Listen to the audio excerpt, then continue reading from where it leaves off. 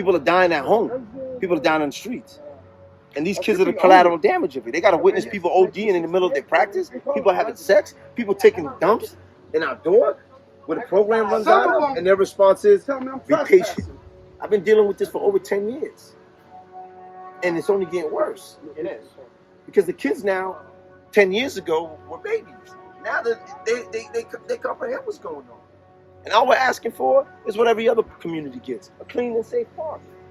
We shouldn't have Dave and Marla coming out with weed whackers and shovels to pick up piles of human crap and then turn around and cut the bushes. The Parks Department was just here. But they only cut what they felt like cutting. Right. Why didn't you cut the whole park? Why didn't you look at the tennis courts? Yeah, I need to mow the grass over there. Yeah, later on we'll go over there, but I can tell from right now, nothing was cut over there, over by the gates. I can see over here, obviously nothing was done because they selectively picked what they wanted to clean up and then be out. Because they don't have any supervisors that we can say, oh no, this is supposed to be clean because no one's going to call them and say, well, it's my dad used to say this to me as a kid. It's learned habits. If you allow them to do the same thing over and over and over and over again, guess what? That's what they're going to keep doing. Right. If they had created a habit of doing it beforehand, it would be done.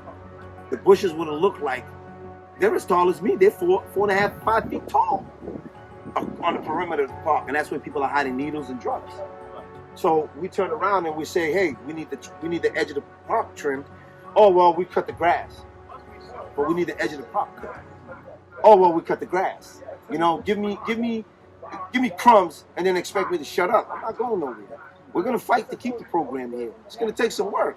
Right. We're just asking for people to help. I help with this park because my kids had a safe place to play. My kids grew up, I mean, my son lives right across the street. We live across the street. My kids are 30 and 27, and they had a safe park to play in. I never once had to worry about them finding a needle. The worst thing they ever had to worry about was the slide was too hot. And these kids deserve that too. And the fact that this park is, impacted by mass and cast, it should get extra attention. And the city makes a thing saying, well, we send more cleanup to this park than any other park. Well, this park needs more cleanup than any other park, I mean, there's no other park in the city that's got people pooping in the corner regularly, not just a one-time thing. I mean, it can happen anywhere once.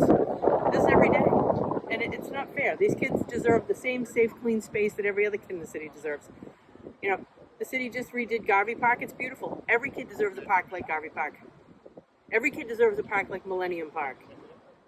And then there's plenty of parks that are DCR. They're not the city. But, I mean, they're also clean and they're also maintained. And, every kid should have that. It's only fair. Your basic expectation should be that you can go to the park and play.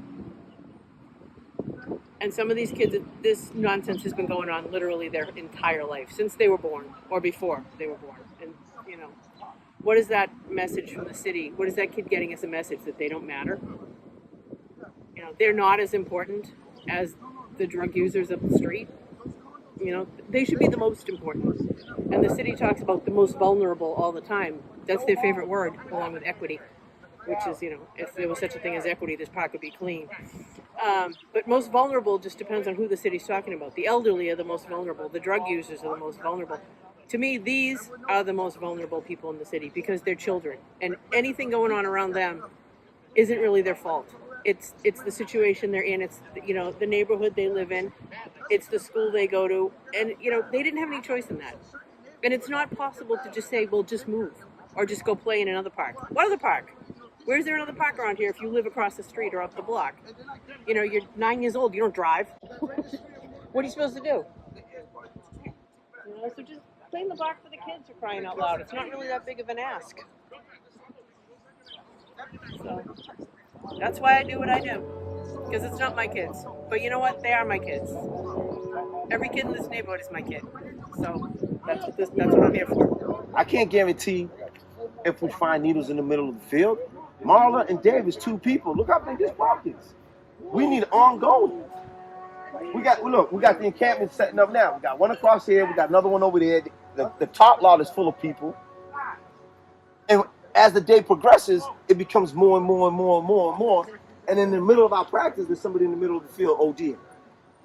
The kids can't run laps because, as you can see in the perimeter of the park, there's people setting up camps. Yeah, we're going to already see it. I can see it right now. You see two people right now. Almost a year, and the park's gotten worse. And They're not going to be very bad. you ever visit the parks in Saugus, Mass? Cape Cod, Falmouth. I played in baseball leagues over there in the Cape. I grew up playing baseball in this park. I'm 57 years old, and I've never in my life, from the Bronx to Mission Hill to Roxbury, have I ever seen someone stick a needle in their neck with a cop 2 feet away. We see with collateral damage of folks who are in position to make the right decisions, and they're not, because it's a touchy subject. People don't want to see people get arrested, right, in this era. But we go back to the early 80s, there was sweeps after sweeps after sweeps after sweeps after sweeps. Families destroyed, and no one spoke on it. But now that it's a cash cow, because it's a medical condition, right, regardless of who, what, they rather generate those funds and keep those funds coming in than actually deal with the real issue. 23 is 33 years since the needle exchange program got written, and we're still using the same ordinance from 91. Nothing has changed. 2022, there was close to 2,400 overdoses. 78% of that was black and brown people.